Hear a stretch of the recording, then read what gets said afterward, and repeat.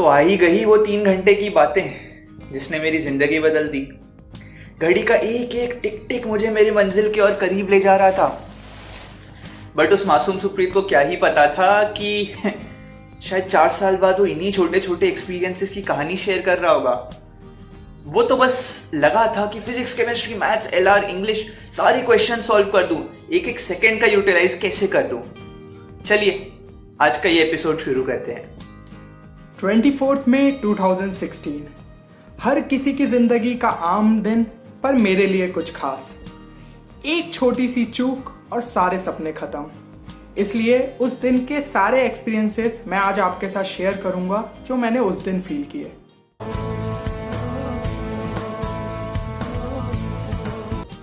यार, बिटसाइड डे, 24 मई की वो सुबह, उठते ही मिक्स्ड इमोशन का एक बड़ा सा पहाड़ था मन में।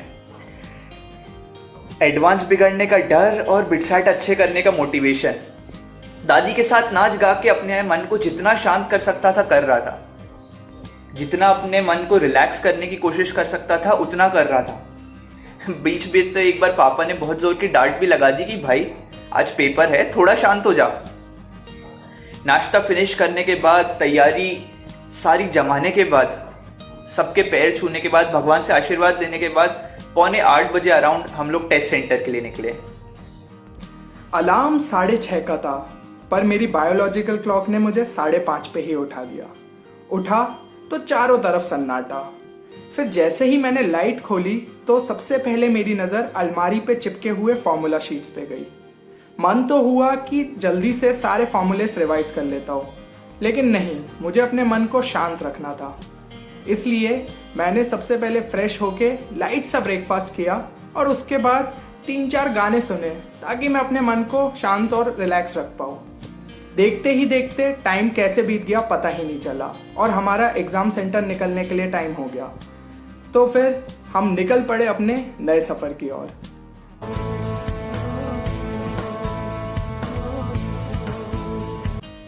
लगभग 8:30 अराउंड हम लोग अपने टेस्ट सेंटर पहुंच गए। कार से उतरने के बाद मम्मी पापा ने मुस्कुराते हुए बस एक चीज बोली, ऑल द बेस्ट बेटा, अपना 100% देके आना। ये सुनते ही ये लाइन एक अलग सा मोटिवेशन दे गई। लगा कि हाँ, मैं जरूर कर सकता हूं और मेरे को करना ही है। जैसे ही मैं टेस्ट सेंटर के अंदर घुसा, डॉक्यूमेंट वेरिफिकेशन की एक लंबी लाइन, जैसे तैसे 8:40 हो चल रहे थे। उस लाइन में खड़े खड़े मैं अंदर पहुंचा। उस लाइन में काफी सारे दोस्त भी थे जिनको मैं न चाहते हुए मुझे अवॉइड करना पड़ा, क्योंकि यार दोस्त होते हैं, बातचीत होती तो एक प्रेशर सा फील होता। डॉक्यूमेंट वेरीफाई करवाने के बाद, नोटपैड मिलने के बाद उन लोगों ने मुझे अपने कंप्यूटर की तरफ भेज दिया। सेंटर के गेट पे पहुंच के सबसे पहले मैंने मम्मी पापा का आशीर्वाद लिया। उसके बाद जाके लग गए लाइन में। फिर लाइन काफ़ी लंबी थी तो ऐसा लग रहा था कि मैं टाइम पे अंदर पहुंच भी पाऊंगा कि नहीं। जैसे तैसे मैं अंदर पहुंचा तो कंप्यूटर लैब में एंटर करने से पहले हमसे जूते उतरवाए गए। उसके बाद डॉक्यूमेंट्स वेरीफाई करने के बाद मुझे सिस्टम नंबर अलॉट किया गया। थोड़ा इधर उधर ढूंढने के बाद आखिरकार मुझे मेरा कंप्यूटर मिल ही गया।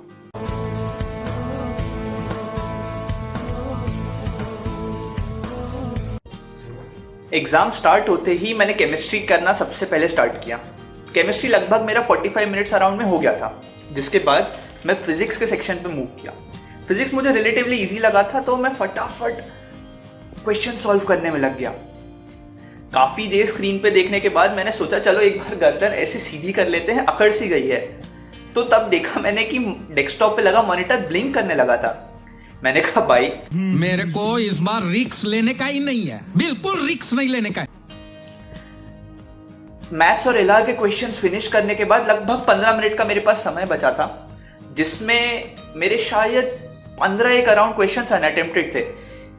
बहुत ही बड़ा डिलेमा था कि 15 क्वेश्चन को तुक्के मार के बोनस क्वेश्चन पे जाऊं कि यही 15 में अपना समय इन्वेस्ट करूं। लगभग 15 से 20 मिनट बचे थे।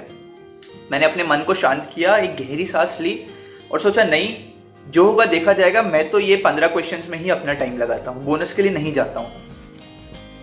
जैसे ही टाइमर स्टार्ट हुआ, मैंने भगवान का नाम लेके पेपर स्टार्ट कर दिया।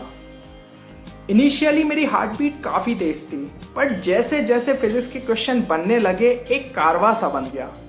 फिर अचानक 2 सीट छोड़ के एक बच्चे का कंप्यूटर हैंग हो गया। वो काफी परेशान हो गया, तो इन्विजिलेटर फौरन उसकी सीट के पास आया और उसकी प्रॉब्लम सॉल्व की।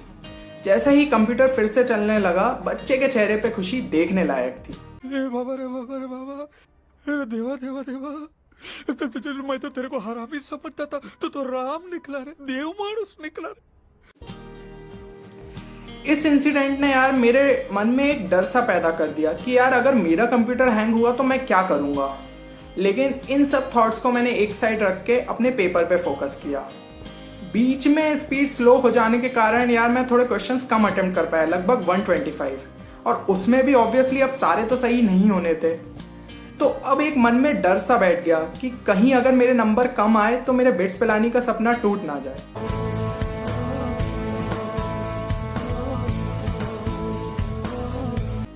लास्ट 1 मिनट में ऐसा लगने लगा जैसे 2 साल की मेहनत, कुछ मक्कारी, कुछ सैक्रिफाइसेस सब अपने अंजाम की ओर है। रेड टाइमर स्क्रीन पे आने लग गया था।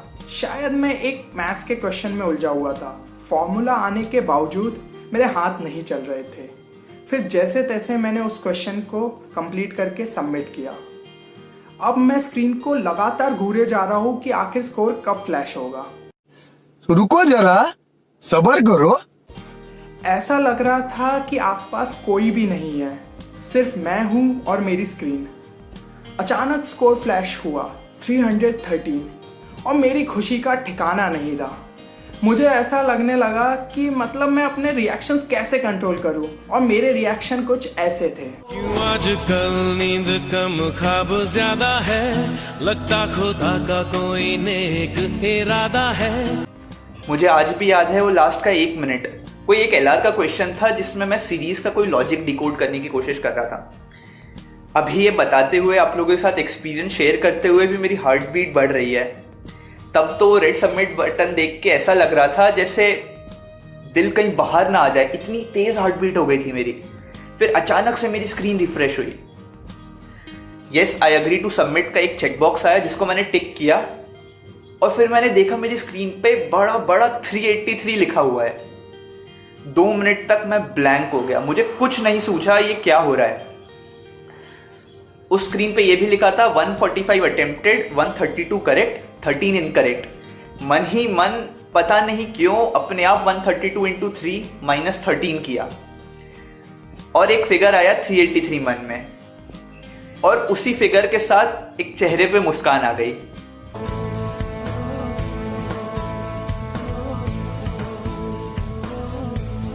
सच बताऊं तो चेहरे की हंसी नहीं रुक रही थी। पैर एग्जाम सेंटर में चलने की जगह दौड़े जा रहे थे। लोग आपस में अपने स्कोर डिस्कस कर रहे थे, बट मुझे थोड़ी ही पड़ी थी उन लोगों की। मैं तो बस भाग रहा था लिटरली कि कब मैं बाहर जाऊं और अपने पेरेंट्स को स्कोर बताऊं। एक मुझे याद है, मैंने एक ग्रुप को देखा जिसमें सबके डिसेंट नंबर आए थे। मैं उनमें से एक को भी नहीं जानता था। किसी के मैंने सुना 310 थे, 330 थे, 345 थे। मन ऐसा प्रसन्न था, उनके बगल में से बस मैंने यूं किया, मुस्कुराया और निकल गया।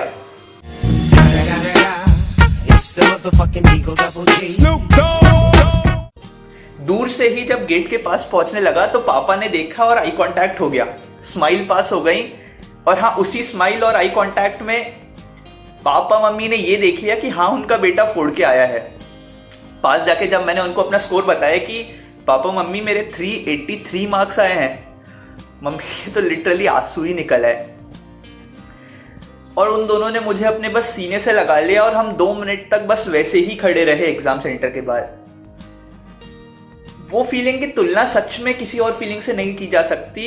Literally that moment you realise that if you can make your parents smile, yes you have achieved something big. मैं लैब से बाहर निकला और जल्द से जल्द मम्मी पापा को अपना स्कोर बताना चाहता था। ऐसा लग रहा था कि यार मतलब माइंड एकदम फ्री हो चुका है। मतलब ऐसा लग रहा था कि बस यार पा लिया है, बस पा लिया। तो फिर दौड़कर मैं मम्मी पापा के पास गया और उनको जाके अपना स्कोर बताया। यार उनके चेहरे पे खुशी देखने लायक थी। ऐसा लग रहा था कि यार मैंने सब कुछ पा लिया है। यार मम्मी पापा अपने लिए इतना कुछ करते हैं, इतने सेक्रीफाइसेस देते हैं, तो ये तो मेरी तरफ से उनके लिए एक बहुत ही छोटा सा गिफ्ट था। हे एवरीवन, उम्मीद करता हूँ बिटसाइड डे एक्सपीरियंस ने आप लोगों के भी वैसे ही रोंगटे खड़े कर दिए होंगे जैसे मेरे खड़े कर दिए। आप सबके चेहरे पे भी वो एक स्माइल आ गई होगी और एक अंदर से आवाज ने चीखा होगा कि हाँ मैं भी कर सकता हूँ। अगर यही फीलिंग आप लोगों के मन में आई तो कमेंट सेक्शन में हमें बताना न भूलिएगा कि आप लोग अभी कितना मोटिवेटेड फील कर रहे हैं और क्या आप लोग भी अपने पेरेंट्स के चेहरे पे वही स्माइल और वही खुशी लाना चाहते हैं। क्या आप लोगों भी एग्जैक्ट सेम वही फीलिंग्स का एहसास करना चाहते हैं जो मैंने किया। कमेंट सेक्शन में लिखना ना भूलिएगा। तो दोस्तों, कैसा लगा आपको हमारे बिटसाइड डे का एक्सपीरियंस? हमें कमेंट सेक्शन में लिख के ज़रूर बताएं। यार मैंने कुछ बिटसाइड में गलतियां की, जैसे कि मैं मुश्किल क्वेश्चंस में फंस गया और अपना टाइम वेस्ट किया। तो एक्चुअली हमारे टाइम पे ना हमें कोई ऐसा समझाने वाला नहीं था, क्योंकि ज़्यादातर कोचिंग इंस्टीट्यूट्स सिर्फ जेई ओरिएंटेड रहते हैं। इसलिए मैंने डिसाइड कर लिया था जब भी मुझे कोई एक अच्छा प्लेटफॉर्म मिलेगा मैं अपने एक्सपीरियंस सबके साथ शेयर करूँगा, ताकि कोई भी ये गलती दोबारा ना करे। इसलिए हम उम्मीद करते हैं कि आप लोग हमसे भी बढ़िया स्कोर करें। चलिए तो फिर मिलते हैं अगले वीडियो में। तब तक के लिए आप अपना ख्याल रखिए और अपनी प्रिपरेशन जोर शोर से कीजिए।